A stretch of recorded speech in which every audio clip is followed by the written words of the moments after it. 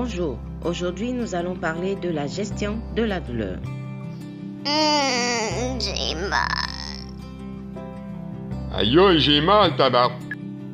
Selon vous, lequel des deux a le plus mal?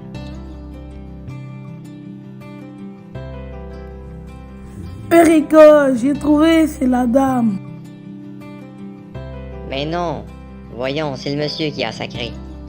Malheureusement, il est impossible de faire cette distinction. En effet, la douleur est une expérience sensorielle et émotionnelle subjective allant de désagréable à insupportable. C'est un stimuli transmis par le système nerveux. C'est aussi une information permettant à la conscience de faire l'expérience de l'état de son corps pour pouvoir y répondre. Notons qu'il y a deux types de douleur. La douleur aiguë, qui est un signal d'alarme, et la douleur chronique, qui est une douleur qui persiste depuis 3 à 6 mois et qui perdure dans le temps.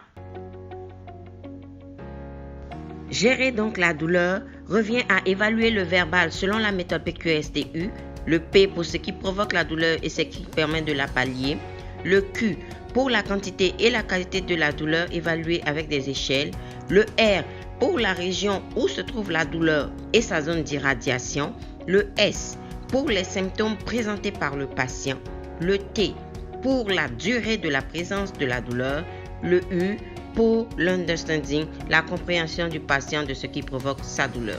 Ensuite, il faut évaluer le non-verbal avec les éléments observables tels que les positionnements et enfin le paraverbal avec les signaux sonores que sont les cris, les gémissements et les soupirs. Après l'évaluation vient l'analyse. Il faut à cette étape faire la concordance des éléments collectés, faire les liens avec la médication, puis faire les liens avec la situation de santé du patient. Ensuite, il faut intervenir. Soit avec des méthodes pharmacologiques dont l'analgésie et la coanalgésie, soit avec des méthodes non pharmacologiques telles que le massage, l'application de chaud, de froid et j'en passe. On obtient l'algorithme suivant. Il faut évaluer le verbal, le non-verbal et le paraverbal, puis on analyse les données recueillies, on interprète les résultats et on intervient, à la suite de quoi on réévalue la présence de douleur. En cas de réponse négative, on poursuit les interventions régulières et on réévalue au besoin. S'il y a présence de douleur, il faut évaluer si c'est une nouvelle douleur. Dans ce cas, on recommence la boucle en évaluant. Sinon, pour la même douleur, on pousse l'investigation un peu plus loin. Il faut alors réévaluer le site, le type et l'intensité de la douleur. Revoir la médication. Est-ce le bon médicament, le bon dosage?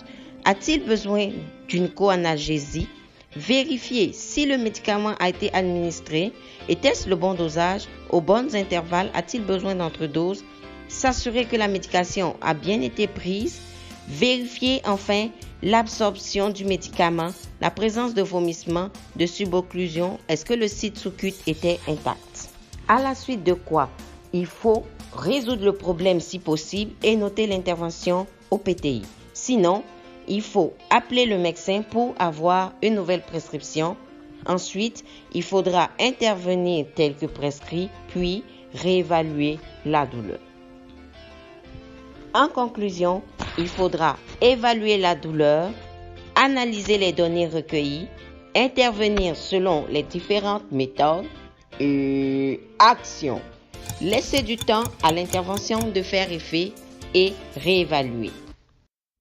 Maintenant, vous êtes des experts en gestion de la douleur. L'algorithme réalisé avec CIMAP qui vous est présenté vous permettra de réaliser votre activité de simulation. Il est donc important de bien le maîtriser.